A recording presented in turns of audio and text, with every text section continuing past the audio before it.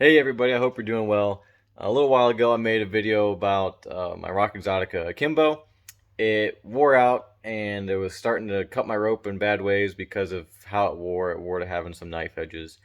And we took it apart and everything like that. I'll link the video in the description below if you want to see that video. But somebody was kind enough in the comments, excuse me, to tell me that Rock Exotica rebuilds Akimbos, and I thought, oh, that's excellent. That is the best news I've heard about this device since it came out. And so I went ahead and contacted Rock Exotica. I said, are the rumors true? Do you guys really rebuild these things? And they said yes, they do. They say it costs about half the price of an original purchase on a new device. And so with that being true, I'd happily turn my old one in and get a new one, or at least a rebuilt one, or whatever. I don't know. I did ask them. I was like, hey, I kind of took mine apart. It's not exactly in what I would consider rebuildable condition. I mean, I'm no professional, but in my mind, having grinder marks and that kind of thing kind of would disqualify it for what I would consider to be rebuildable condition. They said that was no problem. They said they'd take my pile of parts and exchange it for a functional unit. So I will send this into them. I'll see what they send me back, and I'll let you guys know what it is and how much they charge and everything like that. So hang in there with me for a second. It'll probably only take a couple seconds for you, but it's going to take me a little bit of time. All right, everybody. So I got my Akimbo back. I mailed it out 11 days ago, and it just got back to me. I'm here in Ohio, and I had to send it all the way to Utah, where Rock Exotica is. So, I mean, that's pretty good distance. I'm not saying you can't have a larger distance that you'd have to mail it, but I feel like that distance would be not much bigger for most of the country here in the U.S.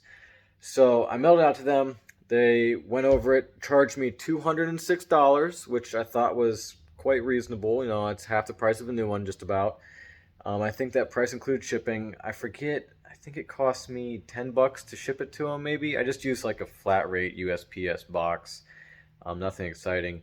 And so would that be like a total of $216 I have into it now? And here it is. It's right here in front of us. They sent it back in a new box, and we're gonna open it here real quick and see if it's a new one or if it's the same one they sent me. So I don't remember the serial number exactly, but I have an idea. I think it started with 3, so we'll find out if it's the same one or not here. It's looking like it's a brand new one. At least that's what it looks like here. Let's see the serial numbers on the back. Yeah, that don't begin with no 3. I'll verify that and I'll correct it if I'm wrong, but that's not the same serial number as my last one. This is looking like a brand new one. I don't see any of the marks that I put on that last one. Definitely the side plates are new, and those aluminum wear pieces are new. This cam is new. This piece right here that was worn down to knife edges, it's new. So yeah, I'm like 100% sure they just sent me a new one, which is great. That I don't think there was a single piece in that last one that was salvageable.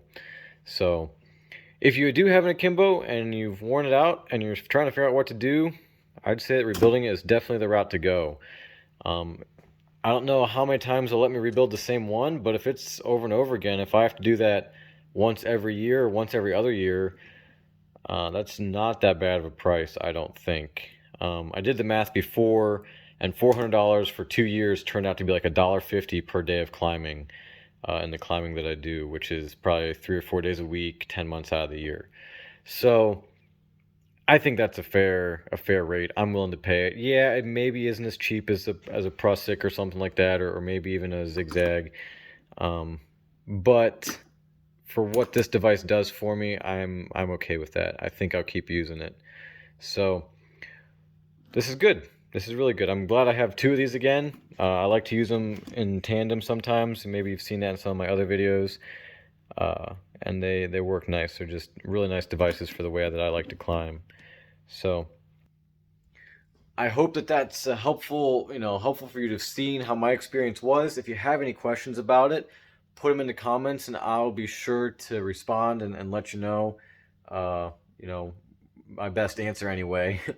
So Thanks so much for watching. I hope you enjoyed this, and we'll see you on the next one. Something a little extra here. The first, what is that? I think 5 digits, something like that. The first digits of the serial number are the date of manufacture. So I said my other one began with a 3. That wasn't possible. It was made in 2019. It began with 19, and then there were some 3s, and I was just confused. So just want to correct that.